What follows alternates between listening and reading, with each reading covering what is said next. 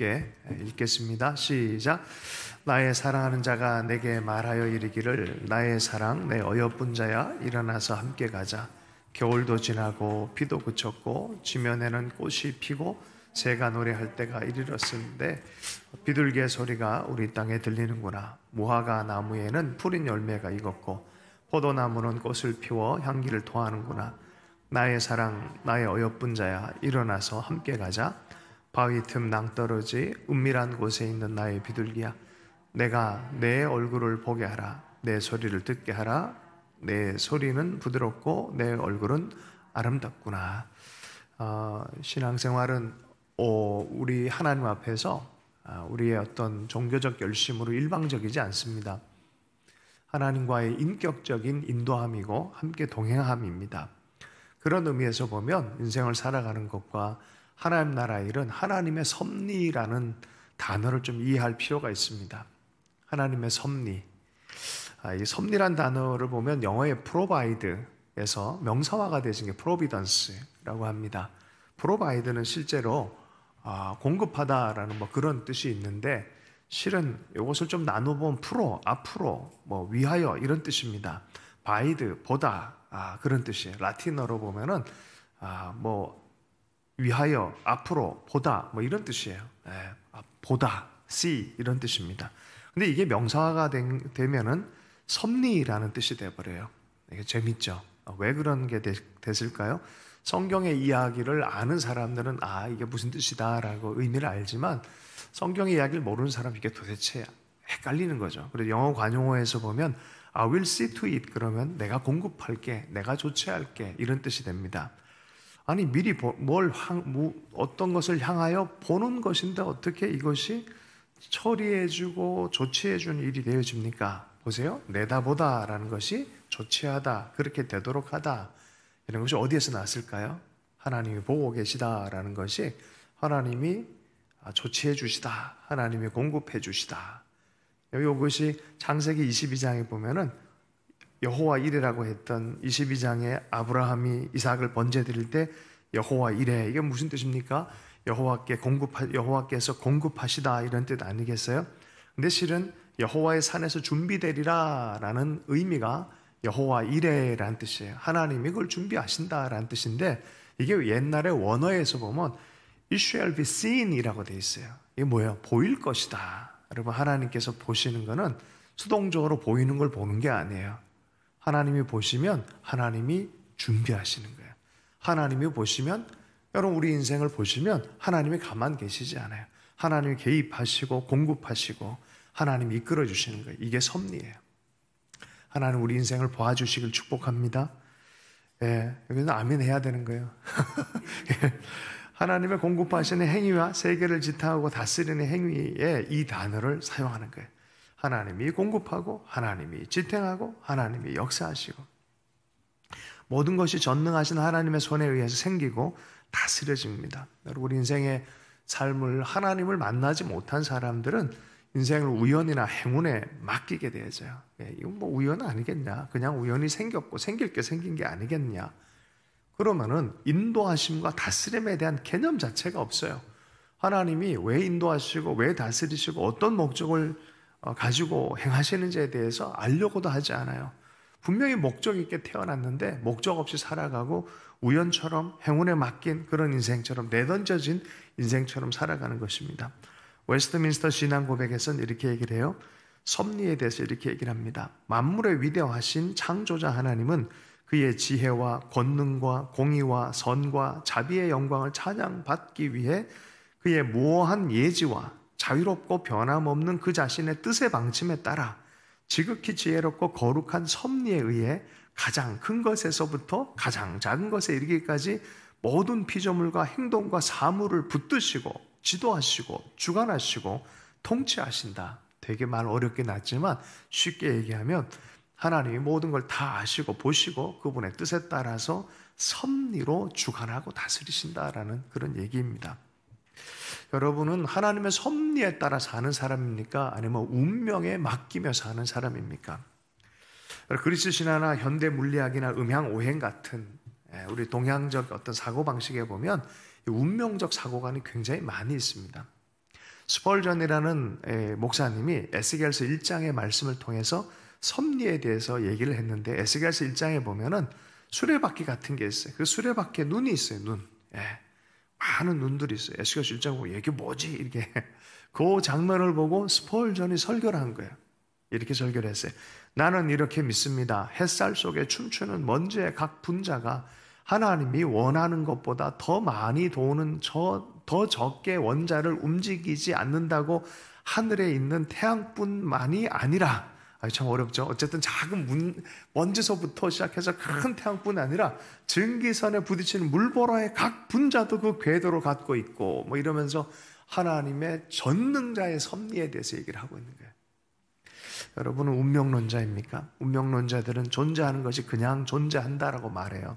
그러나 우리는 섭리론자들이에요. 섭리론자들은 하나님이 바퀴들을 움직이심으로 거기에 있다라고 말해요. 그죠? 이 바퀴는 심지어 눈이 있어요. 눈이. 그죠? 그래서 우리가 서양의 사고방식으로는 역사를 수레바퀴에 비유하는 게 여기서 나온 거예요. 에스겔서에 있기 때문에. 역사의 수레바퀴를 돌리고 계시는 하나님. 여러분, 이 수레바퀴가 고장나면 누가 고치셔요? 세상의 운명론자는 고칠 사람이 없어요. 근데 하나님은 고치세요. 개입하시고 고치시고 보수하십니다. 그래서 어떤 분이 이렇게 비유를 해요. 운명은 눈이 먼 맹인과 같다라고 표현하고, 섭리는 눈이 좋은 사람이다라고 비유를 해요. 운명은 돌진하는 눈사태와 같아. 눈사태가 막 일어나서 어쩔 수 없이 깔려 죽어버린, 그게 운명론자의 삶의 형태라는 거죠. 그러니까 눈이 좋은 사람은 뭐냐? 실개천이 위로부터 흘러서 큰 사랑의 바다에까지 유입되는 그런 도도한 흐름을 보는 사람들이 바로 섭리론자라는 거예요. 여러분의 눈은 어떻습니까? 여러분의 인생에 대해서 어떻게 생각하십니까? 하나님의 섭리에 인도함 받고 있다고 믿으세요? 아니면 운명에 던져놓고? 가끔가다 인생이 너무 어려우면 어저께도 섭리론자고 앞으로도 섭리론자인데 오늘은 운명론자가 되는 듯한 느낌들이 있어요. 보면은. 그러지 않아요? 오늘 그렇게 보일지라도 하나님은 섭리하신다. 이것이 신앙인 줄로 믿습니다. 하나님을 사랑하는 모든 사람은 이러한 즐거움이 커갈 줄로 믿습니다. 하나님이 정하시고 미리 아시고 인도하십니다. 저도 한때 큰 우주를 생각하다가 하나님 저를 사랑하십니까? 라는 질문을 했을 때 하나님이 기가 막힌 방법으로 정말 섬세하게 하나님이 얼마나 사랑한지를 보이면서 논리적으로 제가 항복한 적이 있어요. 20대 후반에 아주 철저하게 고민을 했어요. 나중에 봤더니 그런 고민은 어거스틴이 다 했더라고요. 고백록에서 이미 다 했더라고요. 저도 그랬어요. 이게 정말 하나님 사랑하십니까? 네. 하나님이 지혜로운 목적을 따라서 붙들고 인도하시고 다스리신다라고 말합니다. 우리에게 죄를 목적하지도 않고 부정의를 목적하지도 않고 우리를 정죄하기 위해서 부르시지도 않고 하나님이 정하신 손길이 있어요. 그분이 다스릴 손길 안에서 우리를 그의 형상을 닮은 자를 창조하셨기 때문에 또 우리에게 인격적 책임도, 그 모든 건 우리 이해할 수 없지만 이 두 가지가 하나님의 특별한 방식에 의해서 양립하게 하면서도 하나님의 뜻이 나타나게 하시는 거죠. 이게 섭리입니다. 왜 섭리하십니까? 라고 물어보면 목적이 있다는 거죠. 하나님을 영화롭게 하고 그분을 영원히 즐거워하게 하는 것이죠. 하나님을 영화롭게 하는 것이 섭리의 목적입니다. 이사야서 48장 9절에서 11절까지 말씀에 내 이름을 위하여 내가 노하기를 더디할 것이며 내 영광을 위하여 내가 참고 너를 멸절하지 아니하리라. 보라, 내가 너를 연단하였으나 은처럼 하지 아니하고 너를 고난의 풀무불에서 택하였노라. 나는 나를 위하여 이를 이룰 것이라. 어찌 내 이름을 욕되게 하리요 내 영광을 다른 자에게 주지 아니하리라. 하나님 이스라엘을 왜 이렇게 단련하셨습니까? 라고 물어보면 내 영광을 위해서다. 내 영광을 드러낼 도구이기 때문에 그렇다는 거예요. 그럼 이 포인트에서 인간의 하나님을 만나지 못한 심령에서는요, 이게 화가 나요. 왜 인간의 영광 안 됩니까? 라고 말해요. 많은 사람들이 내 영광 말고는 다른 타인의 영광, 아버지와 엄마의 영광 이렇게 얘기하면 괜히 화를 내는 사람들이 있어요. 인간 안에는 본성적으로 그래요. 선천적 불신앙이 있어요. 그래서 하나님의 이름의 영광을 위해 살아야 될 사람이 우리 이름을 내자라고 하면서 바벨탑을 만듭니다. 어거스틴이 신의 도성이란 두꺼운 책을 썼는데 그리스 로마의 문명, 로마가 망해갈 때 쓴 책이에요. 기가 막힌 이 책이 유럽 천년을 만들어버려요. 근데 그 책에서 무슨 얘기를 하냐면은 그리스 로마 운명론적 체계 안에서 나온 도시가 바로 로마라는 거예요. 그거 어떻게 해요? 폭력과 경쟁을 펴서 이겨야 되는 거예요. 가장 세계화가 되어진 시대 언제인 줄 알아요? 사실 로마예요. 로마 시대에 살았던 그 지도자들은 우리보다 더 세계화가 되졌어요. 강력한 세대를 만들어냈어요. 힘으로 정복하자 이렇게 만드는 거예요. 이게 뭐예요? 우리 이름을 내자. 바벨탑적인 도시가 만들어지는 거예요. 거기서 성공하는 거예요. 존재 자체가 있으니 뭐 그저 생겼으니까 그럼 우리는 어떻게 살아야 되는 거예요? 약육강식으로 사는 거예요. 그게 하나의 생활 방식이 됐다는 거예요. 그러나 하나님의 도성은 그렇지 않다라고 말하는 거예요. 섭리하시는 하나님이 계시다. 세상을 주관하시는 하나님. 그 하나님께서 그저 있게 그냥 던져준 운명이 아니라 선한 창조, 하나님의 형상대로 창조했고 그분이 뭐 필요가 해서 만든 게 아니라 기쁨으로 창조했다는, 기쁨으로. 기쁨을 가지고 정말 사랑의 기쁨을 갖고 인간을 창조했다는 거예요. 교제하기 위해 창조했다는 거예요.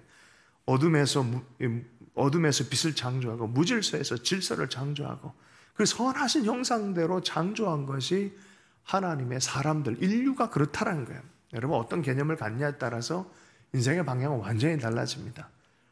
그러면 하나님의 도성을 향해서 살아갑니까? 그 자체로 선한 삶을 살아가고 있습니까? 아니면 바벨론을 향해서 계속해서 무엇인가 짓밟고 또 성취하고 힘으로 억압하고 하는 그런 도시를 만들어가는 세대를 거기서 성공하려고 합니까?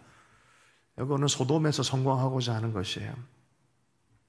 조나단 에드워드가 변화한 그리스도인 바로 이 방향이 바뀐 사람으로서 하나님을 사랑하는 사람들에겐 이런 일들이 일어난다는 거죠. 틀림없이 하늘에서 성도들의 행복은 너무나 커서 하나님의 장엄한 자체가 실로 그들이 즐거워하며 기뻐하게 될 지극히 위대하고 훌륭하고 충만한 모습을 나타낼 것이다. 우리가 하나님과 함께 섭리의 하나님 만나서 동행하는 삶 자체에서 하나님의 영광을 또 보고 또 보는데 우리가 하늘나라라고 얘기하는 하나님의 품 안으로 우리가 온전히 초대받을 때는 놀라운 영광 안에 살게 될 것이다 라고 말하는 것이죠.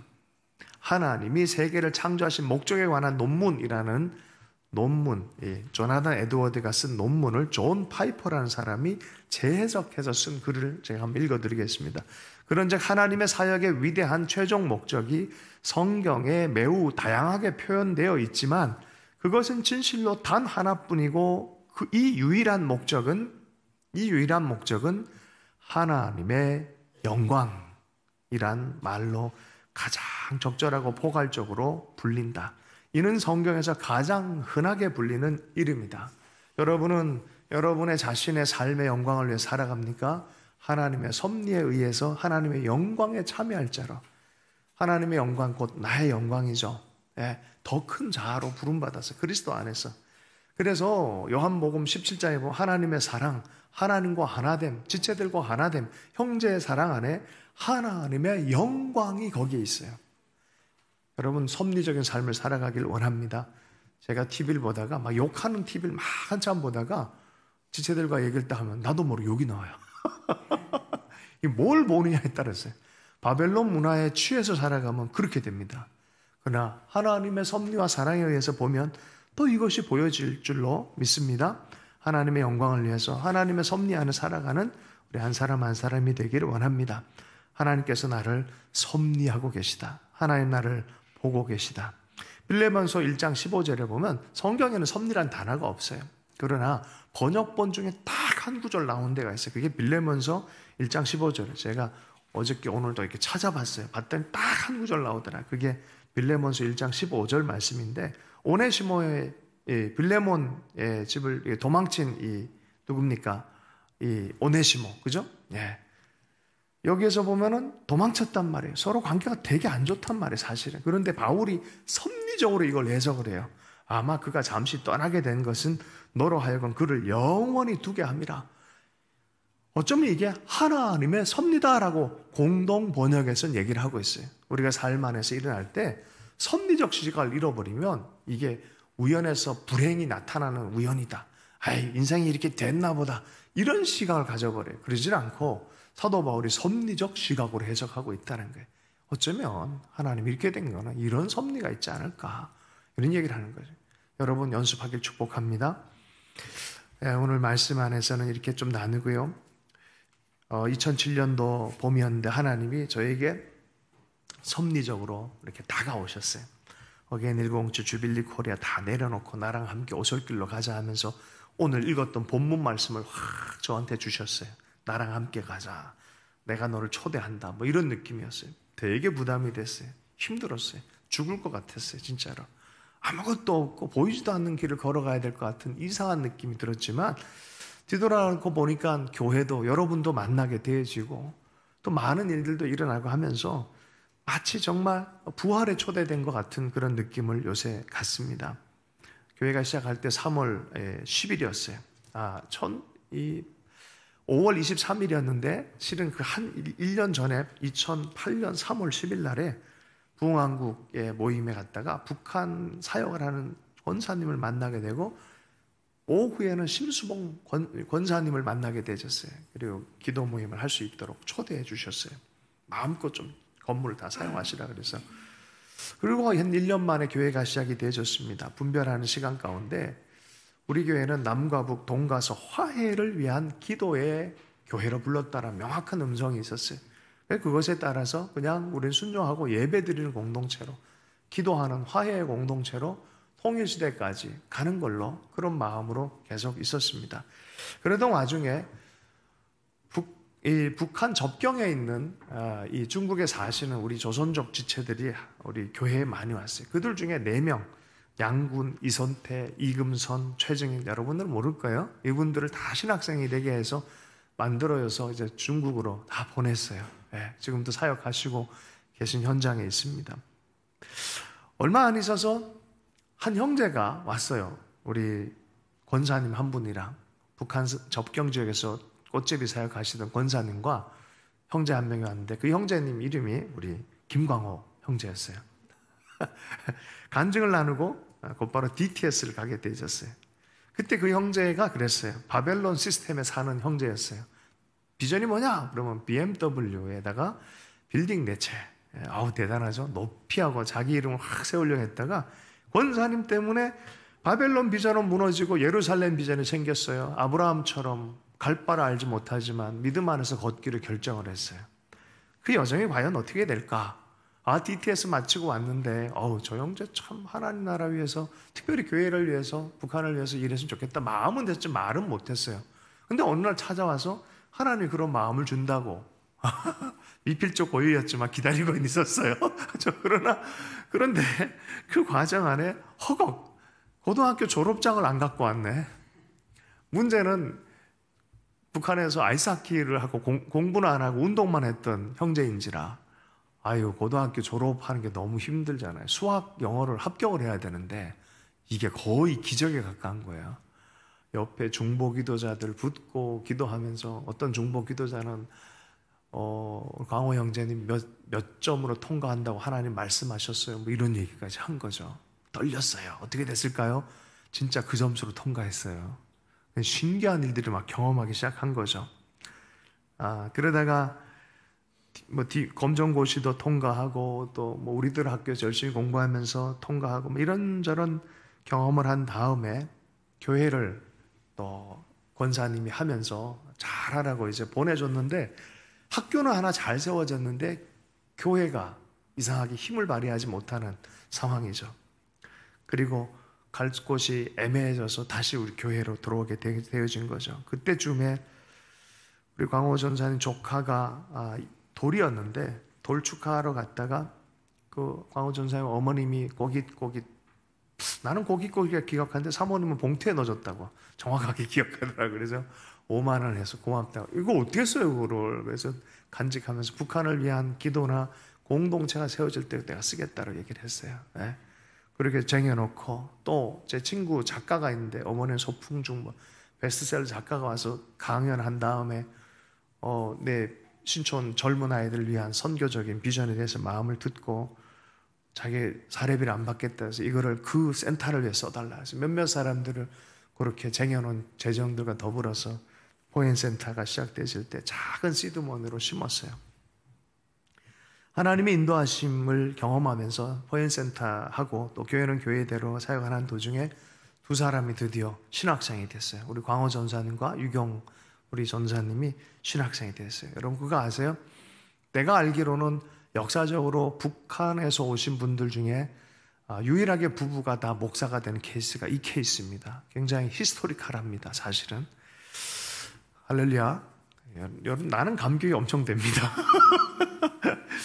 자, 그리고 나서 성민교회 가서 전임 사역도 이 북한 이 선교 이 팀 사역도 하고 또 어느 순간에 봤더니 북한에서 온 교회를 세운 거기서 온 교회가 한 70몇 개가 있는데 북기총이라는 단체 사무총장 일로 하고 어느덧 뒤돌아보니 하나님의 사람으로 준비가 되어진 하나님의 섭리를 보는 거예요. 이거 어떻게 안 놀랍습니까? 하늘의 미랄이 떨어져서 제가 보기에는 그 미랄들이 많아요. 김주 권사님, 또 주선혜 교수님, 서계옥 권사님 이런 분들의 미랄을 통하여 사실 그분들은 열매를 못 봤잖아요. 그러나 온전히 죽어주는 삶을 통하여 누군가는 탄생, 우리 교회도 사실 그 유업 안에 또 그런 하나님의 섭리적인 인도함 안에 그 이야기 안에 같이 들어가 있는 거죠. 이게 누구의 이야기가 아니라 이게 바로 하나님의 이야기입니다.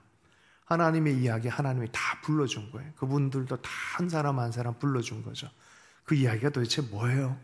부활과 같이 북한 땅이 살아나는 것, 온 열방이 살아나는 것을 위해서 하나님이 작은 일을 행하세요. 온 인류의 구원을 위해서 한 사람 아브라함을 부른 거 아세요? 이집트의 구원을, 이 히브리 백성의 구원을 위해서 한 사람 모세를 이제 천천히 준비하세요. 할렐루야. 저는 또 그런 이야기에 연대해가지고 또 이 이야기를 봅니다. 어저께는 제가 잠들기 전에 조지 뮬러의 책을 읽었어요. 수천 명의 고아를 돈 하나 없이 무릎으로 공급하시는 하나님을 경험하면서 매 순간마다 힘들고 어려운 게 매 순간 있었대요. 그 책을 읽으면서 저는 믿음이 커져요. 그 책을 읽을 때마다 하나님과 더불어서 일을 해야 된다. 섭리적인 하나님, 보시는 하나님은 반드시 공급하신다.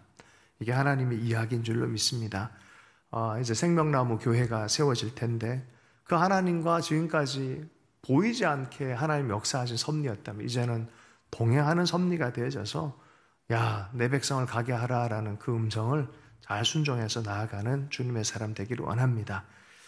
제가 왜 이 교회 개척하는 것에 오케이 함께 하십시다라고 할 수밖에 없었냐면 어느 순간에 전화가 왔어요. 목사님, 탈북 지체 중에 이런 아픔이 있습니다. 저 지체가 너무너무 아파요 하면서 전화기를 들고 울었어요. 그래서 제가 그 마음을 보고 이게 때가 됐구나 하는 생각이 들었습니다. 내 이름으로 시작해서 누군가의 눈물을 닦아줄 수 있다면 그건 하나님의 섭리적인 삶으로 전환이 되어지는 과정이라고 생각하고 바로 그때 교회는 탄생하고 해지는 것이죠. 교회는 그렇습니다. 그냥 세상 단체랑 전혀 다릅니다. 하나님 보이지 않지만 명백하게 우리를 보시고 섭리하시고 인도해 주실 줄로 믿습니다. 4월 8일입니다. 여러분 위해서 많이 기도해 주시고 관심 가져주면 좋겠어요. 우리 김광호 전사님 잠깐 나와서 한 5분 정도 좀 나누어 주시고 제가 기도하고 마무리하겠습니다. 여러분 축복의 박수를 좀 환영하면 좋겠어요. 네, 김광호 전도사입니다.